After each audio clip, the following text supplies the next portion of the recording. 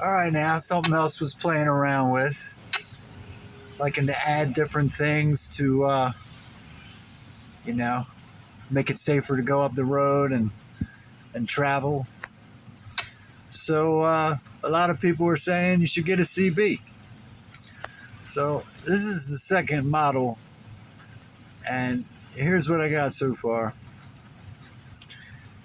CBs. When I was a kid, about 12 years old, my uncle was a trucker and he bought me my very own CB. And I hooked it up to an antenna, I plugged it in, and I remember talking to the truck drivers anytime I would turn it on. Oh, yeah. Didn't seem like there was anything tricky to it. Well, before I go any further, I want to get going, but let me just recheck this thing here. Started off with a President Andy, and you really should have an SWR meter.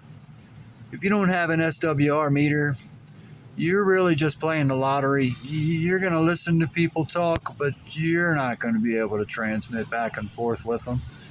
I don't know how I did it when I was a kid. I don't know what changed. I'm pretty confident that I'm going to probably get about 3.5 views on this. So if somebody knows the answer in that small group of people, anyway, but just sharing this with you.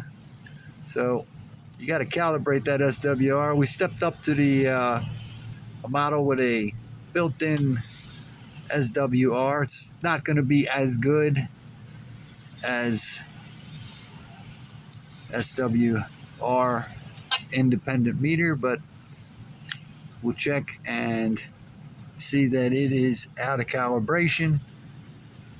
And we're just going to dial her in a little bit there. SWR is on that calibration. So then we're going to switch her over and see what our SWR reading is. It's up behind that flap, but it should be between 1 and 2, and the closest to 1 is the best you can get. My meter's not moving at all. So yeah, this thing's going back. But you know, yesterday was the first try with it and was able to get SWRs anywhere from 1.2 to 1.5. But today it's not giving me anything. But a crazy thing is you can go 30 miles up the road or just next time you restart and you have to calibrate it all over again. It's not supposed to be that way. Once your SWR is set and dialed in, that shouldn't continuously change, I don't think. So this is an AM band, and I've pretty much decided that this was a waste of time. Not necessarily because, you know, I like learning things. And I know what the real answer is. It's probably like a satellite telephone. It's a step up from a cell phone. So yeah, that's where this $100 is going to go at the end of all this playing around. But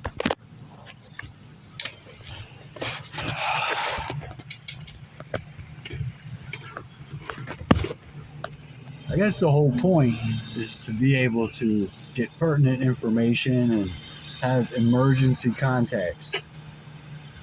So supposedly we're dialed in here, and I'm just going to switch it on over now so we can send and receive. Dial that squelch down, see where the weak signals are.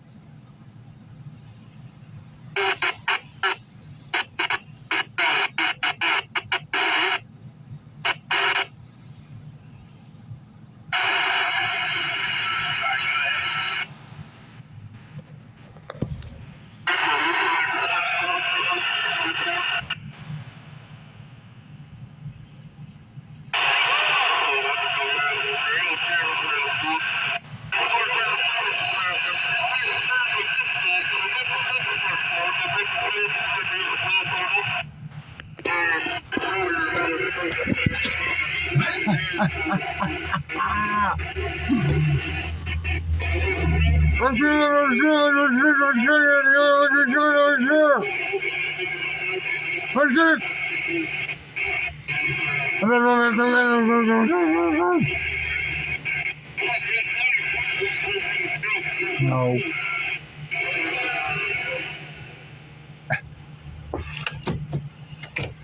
So, I know I can get a longer antenna. You're not supposed to boost your CBs. So, this is about as good a model as you can get. It's about as trusted as they go. You can add an external SWR meter and dial it in maybe a little better. But the fact is, there's not a lot of traffic on any channel except 19. And those are truck drivers. When we get closer to the city, we'll pick up more of them. And you can clearly hear that they're talking about docking assignments and where their other drivers are located.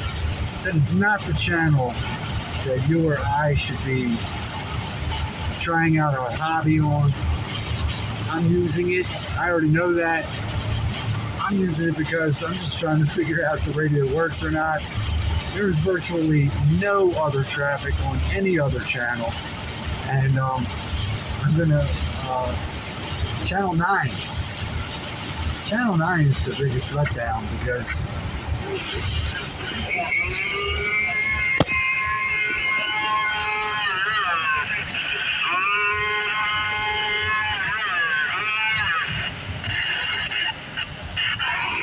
and that's fine for the truck drivers to do that. They're playing with each other. You and I.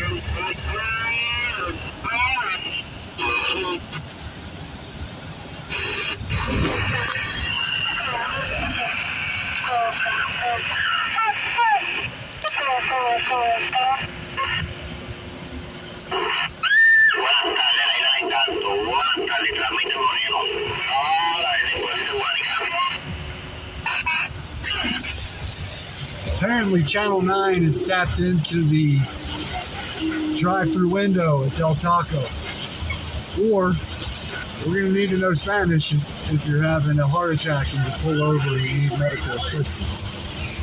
I'm just trying to make light of the fact that I don't really think that the 100 YouTube videos, maybe 10, that I watched about CBs and their usefulness and why everybody should have one. If you're with a team of drivers,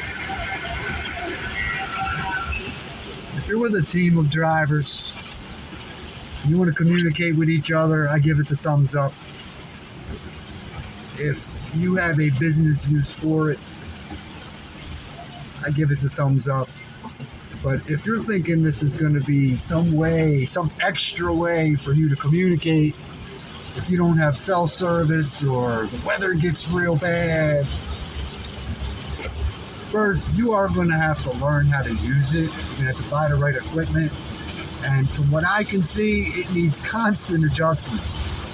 This is what I would like some advice on. I don't think SWR should change that much. And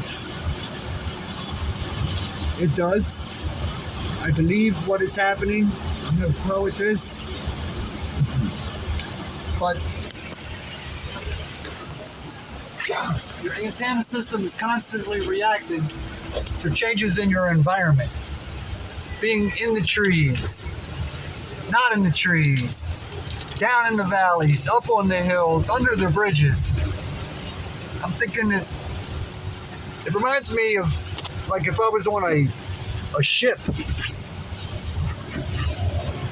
out in the ocean, a battleship, and I would call down to the radio room and I would say, send a message, and there would be like 4 guys down there all dialing in meters and twisting knobs and letting me know when it's clear to transmit.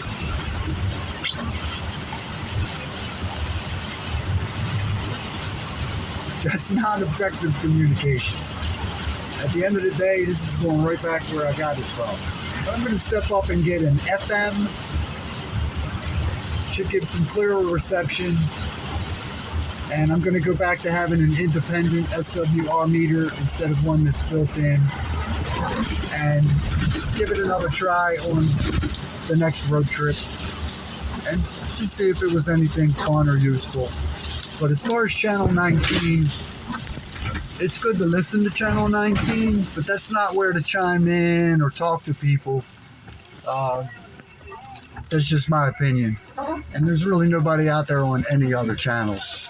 The emergency Channel 9 it's not monitored anymore, in my opinion. I'm sure the state's probably, somebody still gets money to do it. But if you think your local police station or local fire department is monitoring Channel 9,